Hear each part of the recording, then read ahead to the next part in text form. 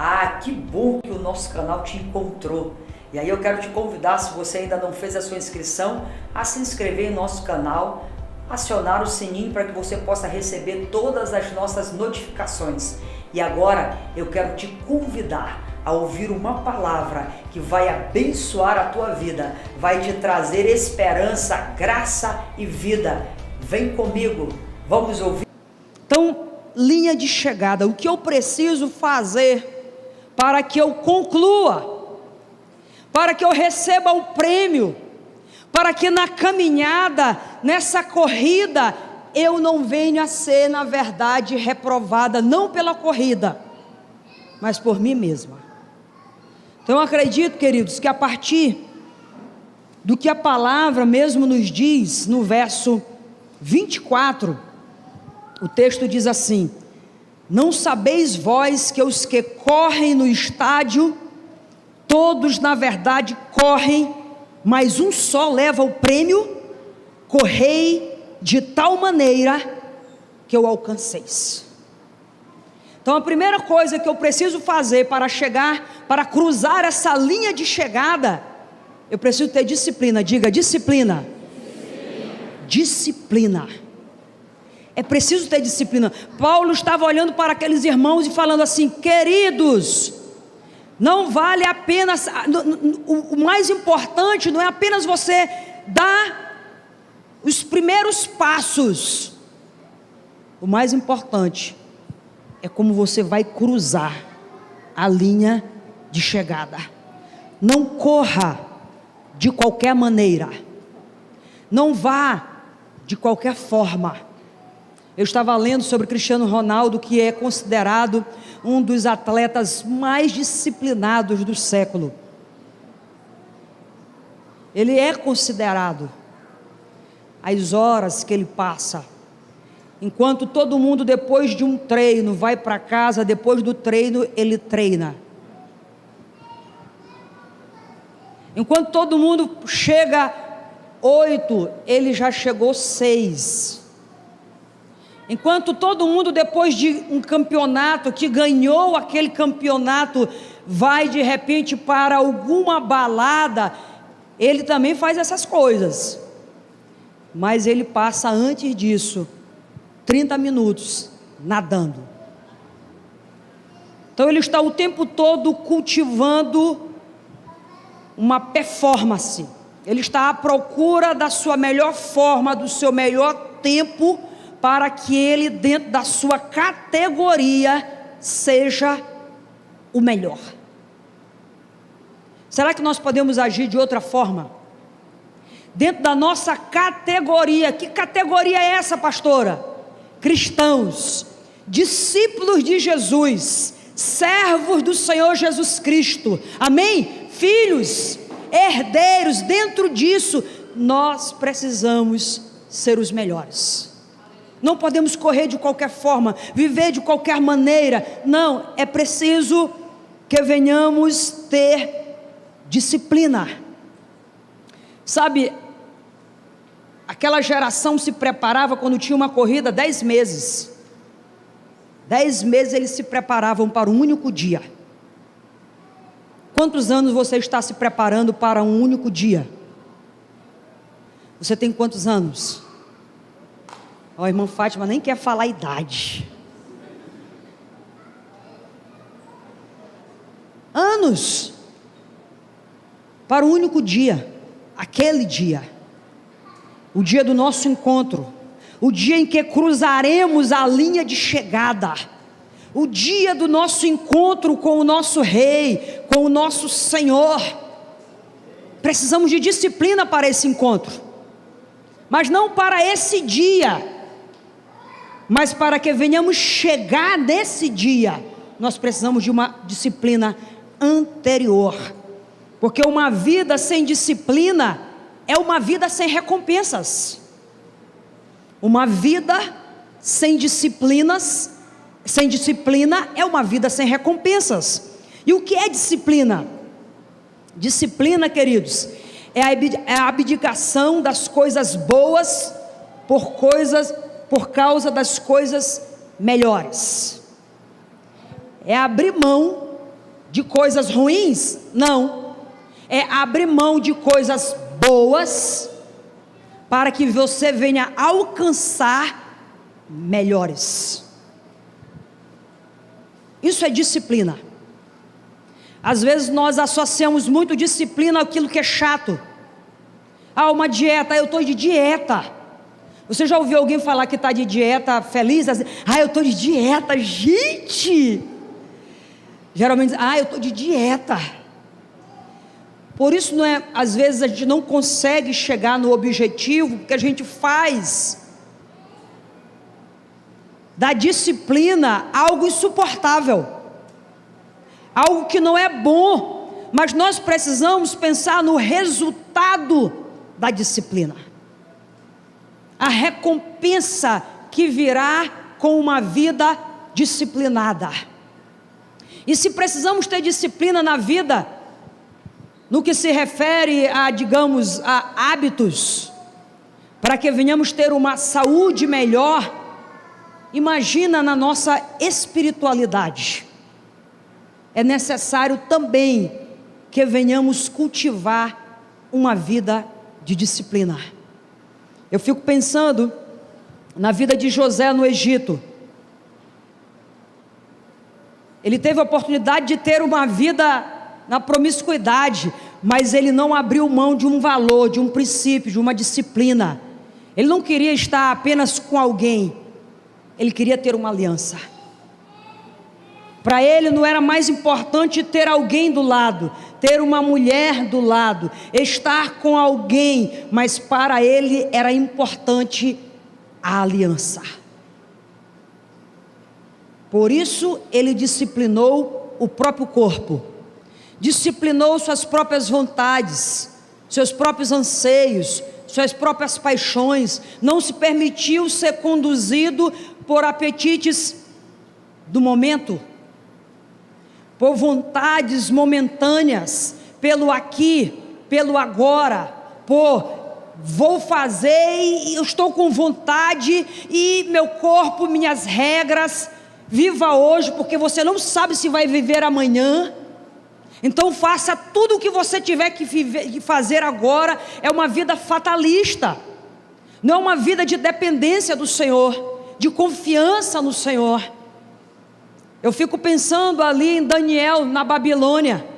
Ele abre mão de uma boa comida, ele abre mão de uma boa bebida. Era ilícito comer e beber na Babilônia? Não, mas ele compreendia que naquele momento ele faria tanto uma coisa quanto outra sem propósito.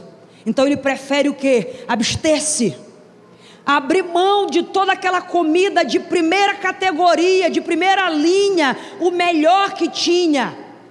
Ele abre mão disso por um banquete maior, superior. Então disciplina é justamente isso, é quando temos a capacidade de compreender que por trás daquele sacrifício existe uma recompensa. Amém, queridos? Por trás de uma vida de disciplina existe uma recompensa. A recompensa de agradar ao Senhor e de fazê-lo, na verdade, o centro da nossa vida, da nossa história. Eu fico pensando na vida de Esther, na corte, com regalias, mas ela abre mão daquelas regalias para viver um propósito maior. Isso é disciplina. Então, se desejarmos, na verdade, correr e não correr apenas por correr, mas se realmente estamos com o intuito de alcançar o prêmio, é necessário que venhamos fazer isso de maneira disciplinada. Quando um cristão se recusa a disciplinar-se, exercendo sempre a sua vontade na busca da satisfação imediata, ele vive uma vida medíocre e sem grandes recompensas. Às vezes nós queremos ter uma vida cristã, sabe, abundante, extraordinária, mas uma vida cristã abundante e extraordinária, ela é cultivada com uma vida cristã disciplinada. É o seu tempo de oração que não pode ser negociado. é o tempo da leitura da palavra, é aquele tempo de jejum sem que ninguém falou, sem que ninguém disse, mas é aquela sede por Deus, é aquela saudade pelo Senhor, sabe, aquela vontade de ficar só com Ele, de fechar de fato a porta, de deixar os atrativos e às vezes aquilo que nos impede de ter um tempo maior. Disciplina para cultivar a comunhão que gera discernimento, a comunhão que gera sabedoria. E como nós precisamos de sabedoria, queridos? Qual a forma de obter sabedoria? Tiago vai falar, se você quer sabedoria, ele diz, é acessível. Peça. A sabedoria, queridos, nasce do relacionamento com Deus. A sabedoria não nasce necessariamente do quanto você lê. O conhecimento é extraído dos livros. Sim, o conhecimento ele é extraído dos livros. A sabedoria não. A sabedoria vem do Senhor. A sabedoria vem de quedar-se para ouvir o que o Senhor tem para nos dizer e colocar em prática essa palavra que é viva, que é plena, que é alimento que nos transforma. Então disciplina para abrir mão muitas das vezes de repente estar no WhatsApp, às vezes horas nas mídias, horas numa TV, horas em séries. Essas coisas são erradas? Não. São listas, é bom assistir um bom filme, é muito bom se comunicar, tudo isso é lícito. Mas às vezes nós precisamos saber o que é conveniente, aquilo que vai nos nutrir, aquilo que é fundamental. O povo muitas das vezes perece por falta de conhecimento da verdade, de entendimento da palavra. E Paulo estava dizendo àqueles homens e aquelas mulheres e aquela geração, olha, muito mais do que conhecimento, porque aquela geração era uma geração que conhecia, muito mais do que conhecimento, vocês precisam colocar em prática a verdade aprendida, colocar em prática já o conhecimento adquirido, para que possamos caminhar e nessa caminhada, nessa corrida, venhamos alcançar o prêmio. Amém? Alcançar o prêmio. Por isso, não abra mão de maneira alguma de cruzar a linha de chegada. E para cruzarmos a linha de chegada, nós precisamos manter uma vida disciplinada em todo o percurso. Todo o percurso. Disciplina em todo o percurso. Uma segunda coisa que nós vamos precisar, a partir do próprio texto, nós podemos perceber isso no verso 25. Nós vamos precisar, além de disciplina, concentração no alvo. O texto diz assim: todo atleta em tudo se domina, aqueles para alcançar uma coroa corruptível, nós, porém, a incorruptível. Amém? Paulo diz, olha, todo atleta em tudo se domina.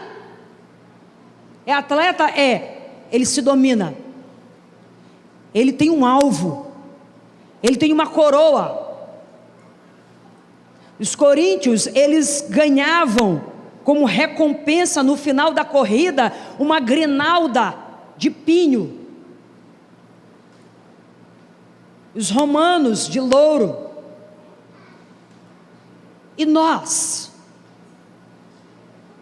Quando Paulo se refere a essa coroa, necessariamente ele não está falando de uma coroa de ouro e de pedras preciosas no que diz respeito a pedras naturais. Quando a gente vai para o contexto do capítulo 9, a gente vai perceber que Paulo vai dizendo assim, olha, eu fiz tudo que estava ao meu alcance para conduzir a Cristo o maior número de pessoas possível.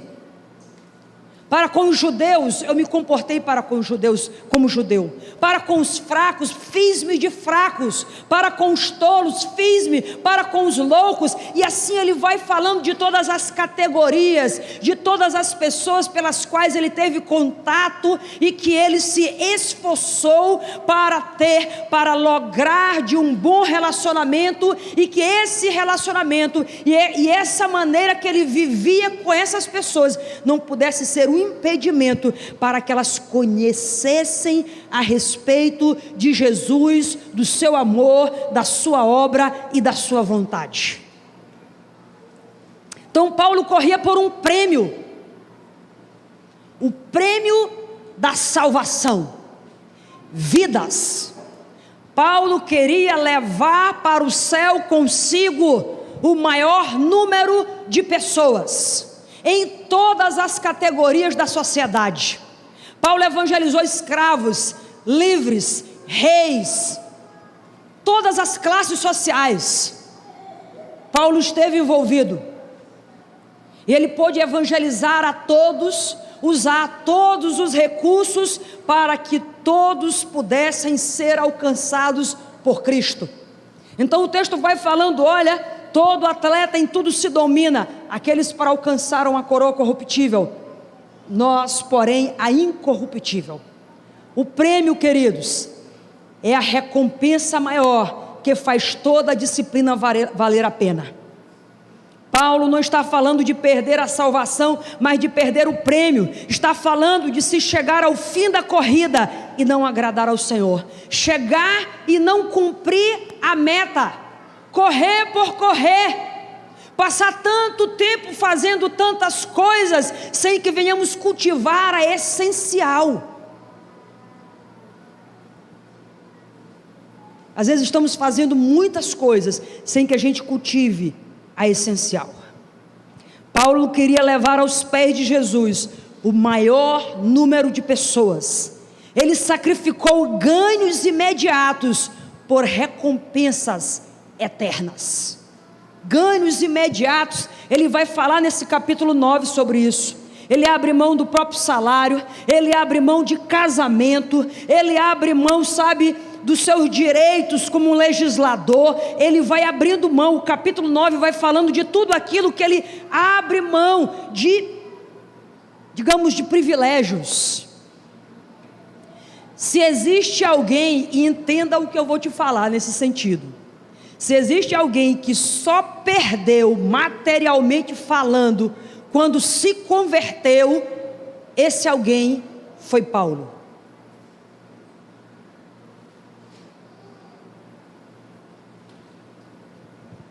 Quando tinha uma festa, uma grande festa naquela sociedade, provavelmente o nome de Paulo era o primeiro da lista.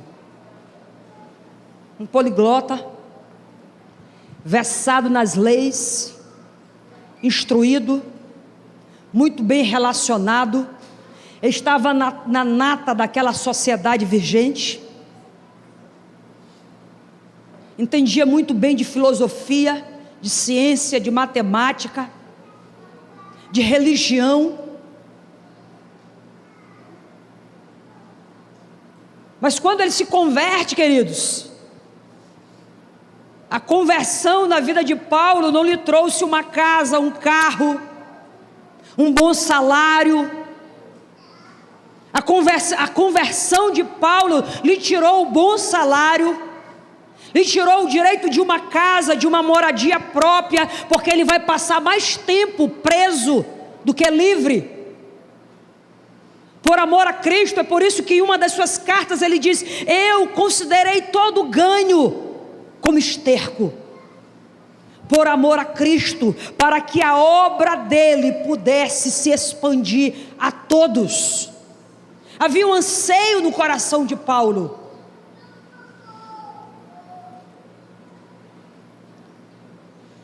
Às vezes nós estamos à procura dos favores que o Evangelho pode nos dar, e ele nos dá muitos, é verdade, mas o mais importante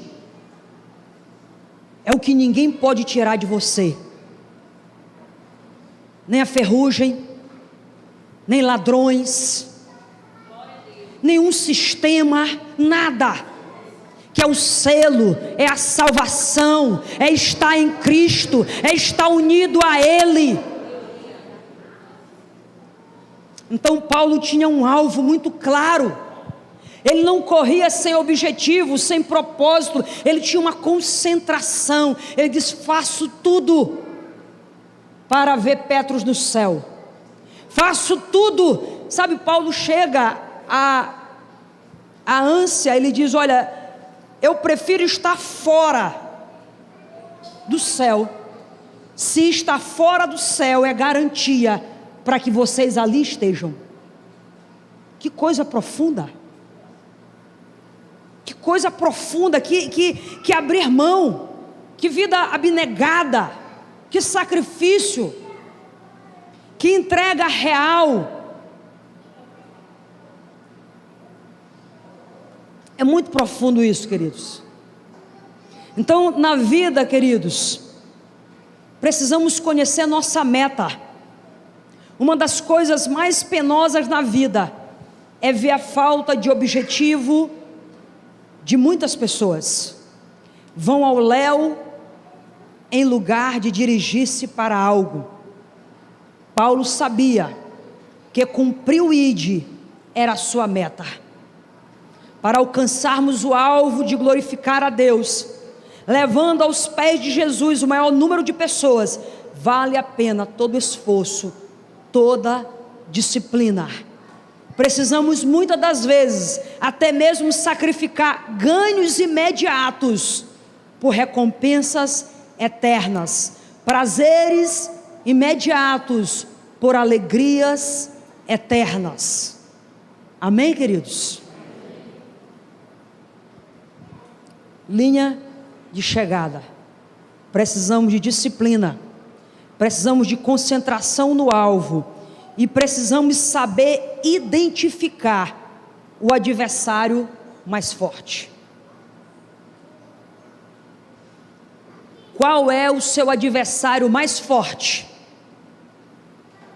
Você saberia identificar o que ou quem pode lhe tirar da linha de chegada? Quem pode te nocautear, te derrubar, te impedir, te atrapalhar, dificultar? Vamos pensar um pouquinho. Qual o teu maior adversário? Qual o calcanhar de Aquiles? Qual a tua maior fraqueza? O que pode te impedir? Qual o seu maior adversário? Qual o meu maior adversário? Às vezes nós gostamos de falar assim: meu maior adversário é meu emprego. Não foi desde que eu fui para aquele emprego, eu esfriei. Não, o maior adversário assim, foi a faculdade. Eu fui para a faculdade, eu comecei a ouvir várias assim, filosofias, assim, várias teorias e eu esfriei. Foi um amigo. E assim nós vamos colocando nomes, dando nomes a adversários, quando na verdade a gente precisa fazer o que Paulo nos orienta. E ele diz: assim corro também eu, não sem meta, assim luto, não como deferindo golpes ao ar, mas esmurro. O que é que ele esmurrava? O próprio corpo. Eu esmurro o meu próprio corpo e o reduzo à escravidão. Por quê? Para quê? Para que, tendo pregado a outros, não venha eu mesmo a ser desqualificado. Então Paulo sabia que o seu maior inimigo era ele. No fundo, queridos, o nosso maior inimigo é interno e não externo. Tiago diz assim: da onde provém as lutas, as guerras, as tentações, os anseios? Do lado de fora, das vitrines? Não, dentro de vós. Vocês estão procurando coisas, ansiando por coisas, há guerras dentro de vós. Então, quando essa guerra está instaurada, a gente consegue encontrar nos ambientes guerra, porque você encontra tudo que está sobrando dentro de você, você encontra do lado de fora. Você faz a leitura da vida a partir da perspectiva interna. É por isso que Aristóteles, acredito que citando Provérbios, ele vai dizer que se o homem domina a si, ele conquista uma cidade. Freud vai falar sobre isso, ele diz, olha, o primeiro ambiente a ser conquistado para que você estabeleça uma sanidade, não é a casa onde você está, é o seu próprio ser, as suas próprias emoções, as suas próprias vontades. Então Paulo diz assim, eu não vou dar sopa para as minhas próprias vontades, eu não vou dar canjinha para minhas próprias vontades, eu não vou, sabe, acariciar as minhas próprias vontades, ou seja, eu não vou me expor a ambientes onde as minhas próprias vontades possam se tornar dono, rei, senhor. Eu vou esmurrar o meu próprio corpo. E se você esmurra o seu próprio corpo, você sente o quê? Dor. É sacrifício. Mas também você vê a recompensa. Porque Paulo diz assim, eu não quero pregar, ensinar, ministrar, ser uma grande pastora, um grande pastor, um grande líder, um ministro, um pregador, enfim, eu não quero ensinar pessoas, mas eu mesma ser reprovada, eu mesmo não consegui cruzar a linha de chegada, eu pregar a tal ponto que tantas pessoas cruzaram a linha de chegada, mas eu mesma não consegui fazer.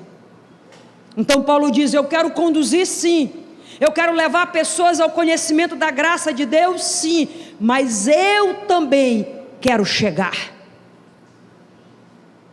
Eu também quero chegar. Paulo sabia, queridos, que o seu maior adversário era ele mesmo. O impostor que vive em mim, o impostor que vive em você, pode nos privar de concluir a corrida. O que hoje pode te privar de ter um grande casamento? Será que são as tentações do lado de fora ou as do lado de dentro? O que pode te privar de ter uma vida casta, uma vida de solteiro, mas um solteiro santo, para o louvor da glória de Deus?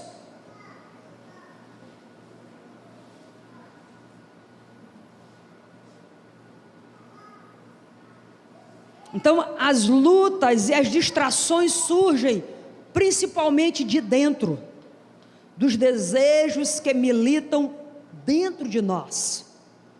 Paulo tratava o seu corpo com severidade, para não ser desqualificado por ele mesmo. Ele se recusa a ser dominado pelos desejos do corpo. Na vida, queridos, não podemos salvar a outros, a não ser que dominemos a nós mesmos. Na vida, não podemos salvar outros, a não ser que venhamos dominar a nós mesmos. Fé para viver e vencer. Precisamos disso, queridos. Não podemos abrir mão dessa fé, dessa vida com Deus, da nossa caminhada. Não podemos viver uma vida de desviados, distantes, inertes, inoperantes, frios, apáticos. Não. O que é preciso? O que é necessário?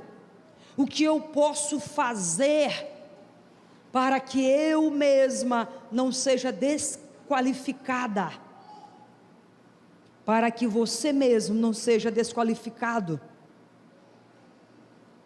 Os gregos diziam que a primeira regra, a primeira lei é conheça-te a ti mesmo. Conheça. É o autoconhecimento. Andar com Deus, queridos,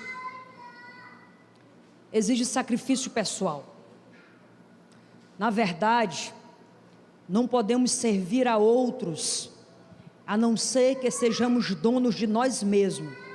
Preste atenção nisso. Não podemos servir a outros, a não ser que sejamos donos de nós mesmos. Não podemos ensinar o que não praticamos. Não podemos levar a outros a Cristo, até que nós mesmos não o encontremos e sejamos encontrados por Ele. Amém? Andar com Deus exige sacrifício pessoal, sacrifício de coisas não necessariamente más, mas que prejudicam a devoção total da alma. Não é abrir mão, sabe, do que é errado. Porque o errado está tão claro. Às vezes são as coisas lícitas que estão nos impedindo de lograr um tempo maior com Deus. São as coisas que é possível, que se pode fazer.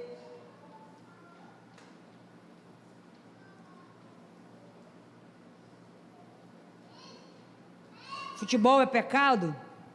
Não. Mas se você se devota exclusivamente, e se você passa mais tempo ali do que com Deus, é para se pensar um pouco. Mas não é. É bom assistir. É bom Portugal dar de 5-0 na Inglaterra. Ficou só de 5-0? Ou 6? 6-1, né? 6-1, olha aí que coisa linda esse placar. É bom. Mas isso não pode tomar conta da nossa vida, do nosso tempo, a tal ponto que nós venhamos negociar o nosso tempo com Deus, nosso tempo de preparo, de devoção. Aquele jogo do Brasil dava para ficar de 8, não dava não? Meu Deus, no primeiro tempo foi 4, no segundo dava para ficar. O Cristiano disse que não ia perder, viu, Cristiano? Como ele ganhou, eu te disse. Rapaz, Cristiano, ele vai ganhar.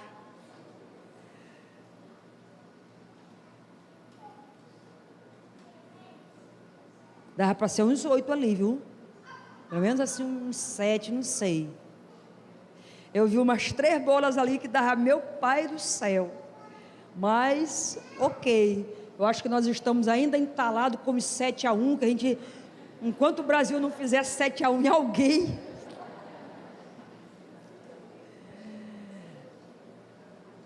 mas está valendo. Isso é bom, é lícito, é gostoso, é legal. Mas se essas coisas nos dominarem,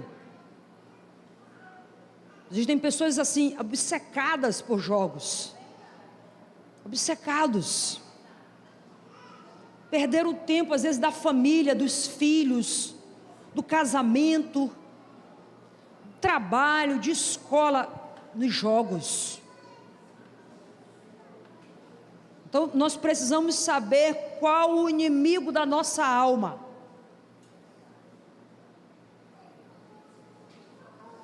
A quem nós precisamos esmurrar, a quem precisamos golpear com firmeza. Às vezes nós queremos golpear o outro, mas quando na verdade nós precisamos golpear a nós mesmos. Às vezes nós queremos encontrar a culpa do lado de fora, mas vamos procurá-la primeiro do lado de dentro. É bem provável que venhamos encontrar as respostas mais sinceras.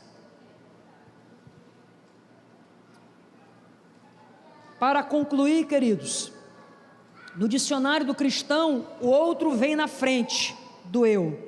Na vida cristã, o amor prevalece sobre os direitos. Paulo concluiu a carreira levando consigo o maior prêmio, as vidas, acertando o alvo, o próprio corpo, para que o evangelho não fosse desmerecido. Amém? Não vamos viver um evangelho de qualquer maneira. Se você tiver que esmurrar o próprio corpo, façam. Mas que Ele receba a primazia, a glória, pelo meu sacrifício, pelo seu sacrifício. Amém? Vamos orar? Vamos nos colocar em pé.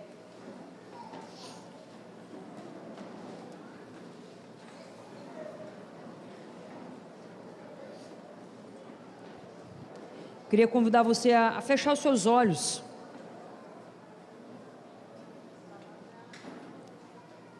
E a pensar sobre qual seria o teu maior inimigo.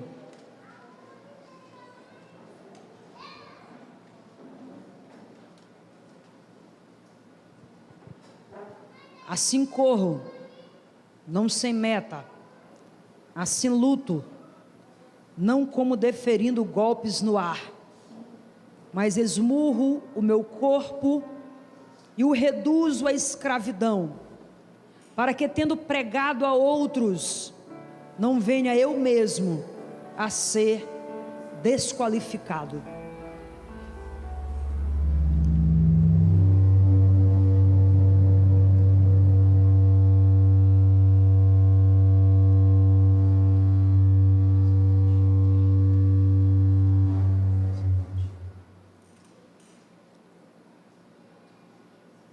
Senhor, nós apresentamos nosso coração a Ti.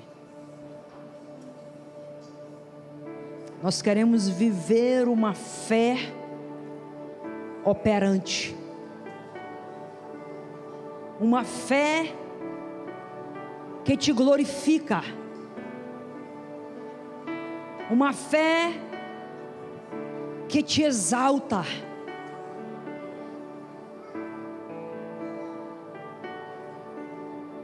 Nós queremos correr de tal forma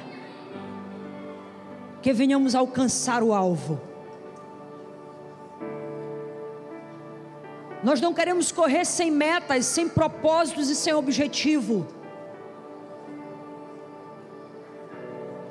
Nós queremos, mesmo que tenhamos que abrir mão de coisas lícitas, para que as eternas sejam ressaltadas. Queremos esmurrar o próprio corpo,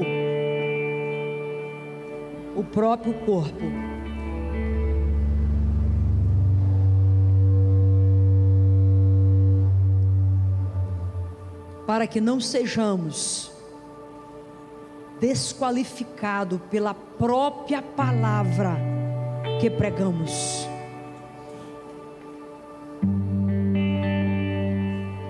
Toma cada criança nesse lugar, Senhor. Os nossos juniores, adolescentes, jovens, homens casados, homens solteiros, mulheres. Toma-nos. Nós queremos nos consagrar a Ti. Nós queremos refazer a nossa aliança. Querido, você pode agora estar refazendo a sua aliança com o Senhor. Talvez você diga, mas ela não está quebrada não, pastora. Eu acredito.